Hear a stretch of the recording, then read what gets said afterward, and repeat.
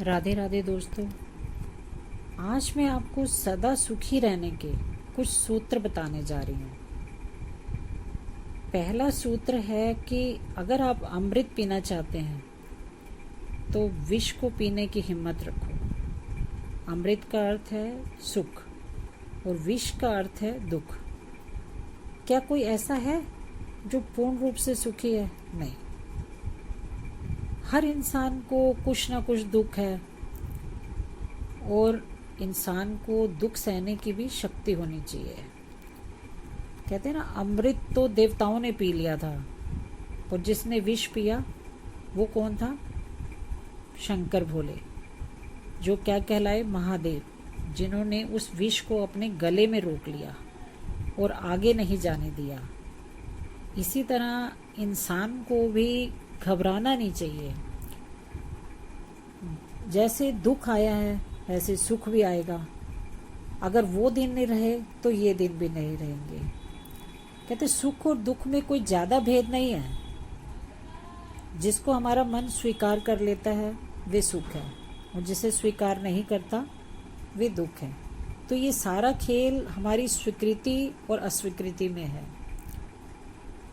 अपने पुराने दुख से, अतीत से, बुरी स्मृतियों से जब तक आप मुक्त नहीं होंगे तब तक आपका भविष्य सुनहरा नहीं होगा। और अगला सूत्र है कि अगर आप सुखी रहना चाहते हैं तो अपने से नीचे वाले को देखो, ऊपर वाले को मत देखो। ये सोचकर दुखी ना हो कि उसके पास तो ये है, वे है, मेरे पास कुछ नहीं है। अगर आप ये सोचोगे तो सदा ही आपको दुखी होगा। अगर आप नीचे वाले को देखोगे तो सोचोगे कि शुक्र है मेरे पास ये तो है, तो सदा सुखी रहोगे।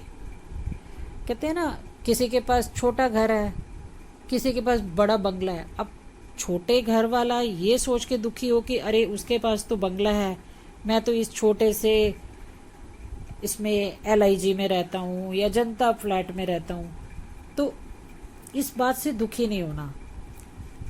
आपको 2 वक्त की रोटी मिल रही है, आप अच्छा खा पी रहे हैं, आपका परिवार सुखी है, आपके बच्चे खुश हैं, तो आपको खुश रहना चाहिए। किसी दूसरे को देख के दुखी नहीं होना चाहिए। कहते हैं ना, तू नीवा होके चल के नीवियां नु रब मिलदा। तो सदा सुखी रहो। और अगला है कि कहते हैं ना, इंसान जो है ना हमेशा सहज रहना चाहता है पर उसे रहने नहीं दिया जाता। ये जो सामाजिक जो रीतियां हैं, संस्कार हैं, उपदेश हैं, प्रवचन हैं, दुनियादारी की बातें हैं, ये सब क्या है कि उस पर हावी हो जाती हैं। तो तब क्या होता है, जब मन जो है किन स्थितियों के नियम कायदों से हटना चाहता है तो वो क्या होते हैं, ये नियम कायदे क्या होते हैं, इंसान के दुश्मन बन जाते हैं और ये छोटी छोटी इच्छाओं पर हावी होने लगते हैं।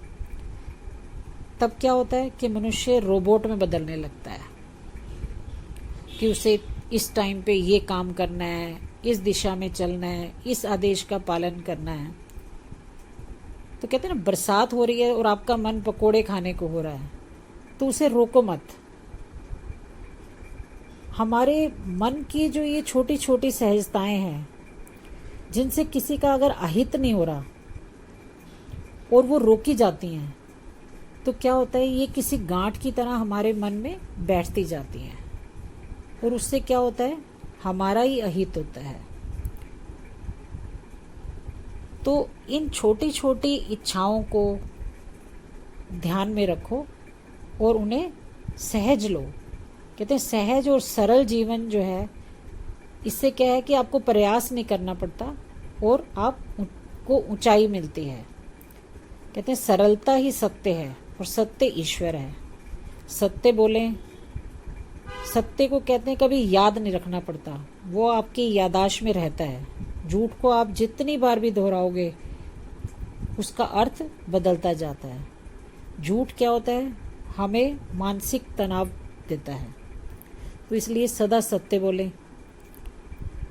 अब उसके बाद आता है अगला सूत्र है कि सामने वाला आपके साथ कैसा भी व्यवहार कर रहा हो, ये मत सोचो।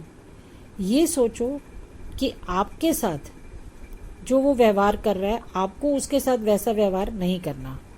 आपको सदा ही उसके साथ अच्छा व्यवहार करना है। कहते दुनिया में छोड़ने जैसा कुछ है तो दूसरों से उम्मीद करना ही छोड़ दो। पूरी जिंदगी हम इसी बात में गुजार देते हैं कि 4 लोग क्या कहेंगे, और अंत में 4 लोग क्या कहते हैं? राम नाम सत्य है। कहते हैं जीवन में सबसे बड़ा जो गुरु है इंसान का, वो है वक्त। क्योंकि जो वक्त सिखाता है वो कोई नहीं सिखा सकता। इसलिए सदा खुश रहें, उस भगवान पे विश्वास रखें, वो सदा आपके साथ है। और मेरे साथ प्यार से बोले राधे राधे।